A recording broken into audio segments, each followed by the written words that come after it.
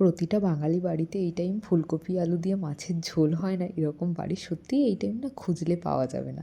তো আমি না বাজার থেকে আজকে একটু মনসে মাছ এনেছিলাম, তো ভাবলাম যে আমার কাছে একটা ফুলকপিও পড়েছিল, ফুলকপি মাছ দিয়ে আলু দিয়ে একটু ঝাল রান্না করব। তো সেই মতো ফুলকপি আলুটাও ওই তেলের ওপরে নুন হলুদ দিয়ে অল্প করে একটু কষিয়ে নিয়েছি, জাস্ট ভাজা ভাজা করে নিয়েছি।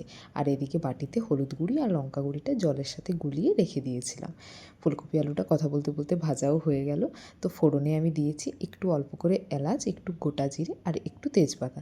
তারপরে কুচিয়ে রাখা পেঁয়াজটা দিয়ে দিয়েছি। আমার কাছে না পাকা টমেটো ছিল না, কাঁচা টমেটোটা ছিল, তাই ওটাই দিয়ে দিলাম। তাই পেঁয়াজের পরেই ওটা দিয়ে দিয়েছি।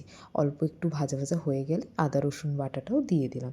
তো সব মশলাগুলো একটু ভাজা ভাজা হয়ে এলে জলে যে মশলাটা গুলিয়ে রেখেছিলাম ওটা দিয়ে একটু কষিয়ে নিয়েছি। তারপরে আলু ভাজা আর ফুলকপি ভাজাটা দিয়ে মশলাটা খানিকক্ষণ কষিয়ে সেদ্ধ করার মতো পরিমাণ মতো জল দিয়ে দিয়েছি। তারপরে মাছটা দিয়ে ফুটিয়ে নামিয়ে নিলাম। মাছে ভাতে বাঙালি বলে কথা, তাই না? আমাদের সব কিছুতেই এটা দরকার। তো শেষে একটু ধনেপাতা দিয়ে নামিয়ে নিয়েছিলাম। গরম ভাতের সাথে বিশ্বাস করুন এটা হলে আর কোনো কিছুরই দরকার পড়ে না, একদম অমৃত। মাছ হলে এমনিতেই বাঙালির আর সত্যিই কিছু দরকার নেই।